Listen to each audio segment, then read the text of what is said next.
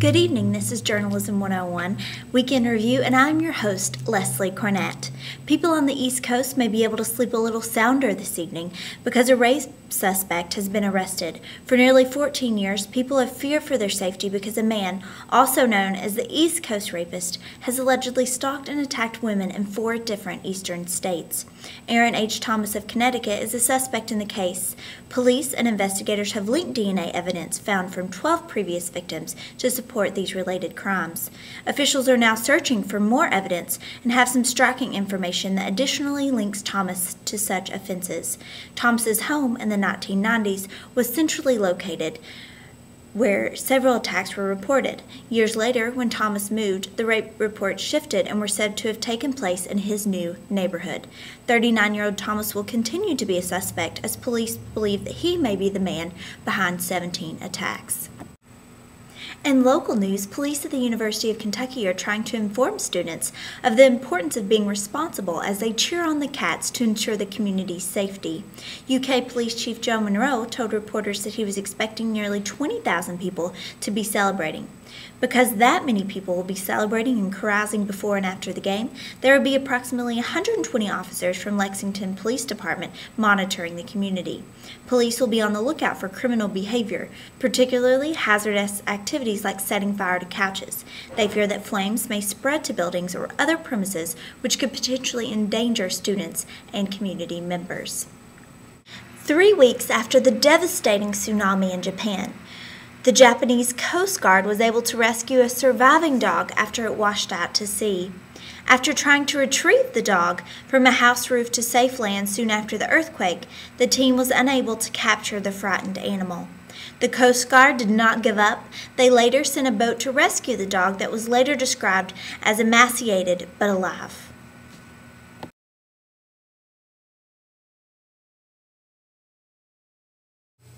In world news, suicide bombers in Pakistan invade the Sakhi Sarwar Shrine, killing 42 people while also wounding an additional 100 individuals that were in the middle of celebrating a Pakistani founder.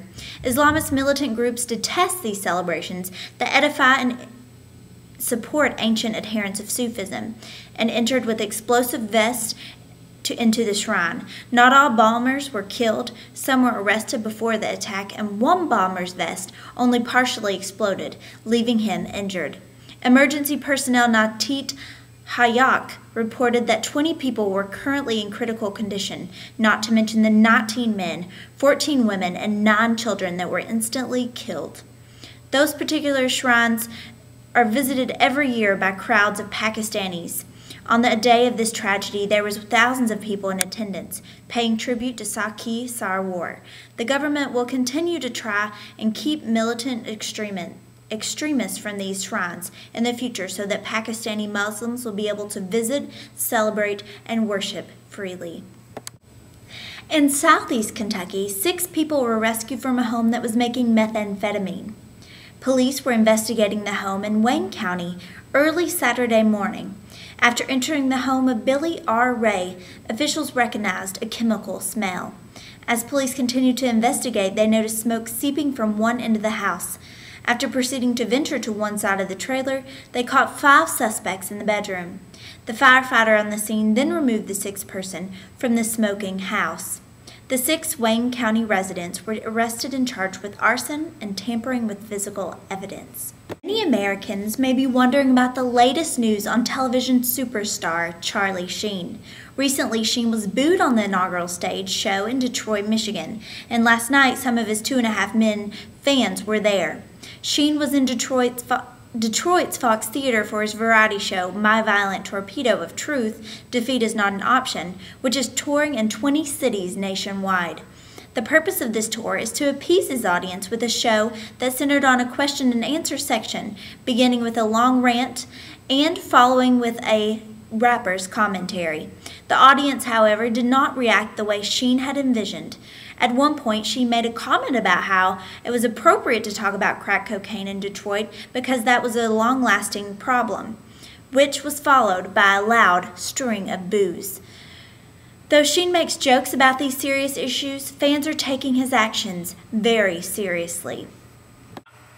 If you are interested in more news, please follow back with Journalism 101 Week in Review again next week at the same time and the same place. Thank you.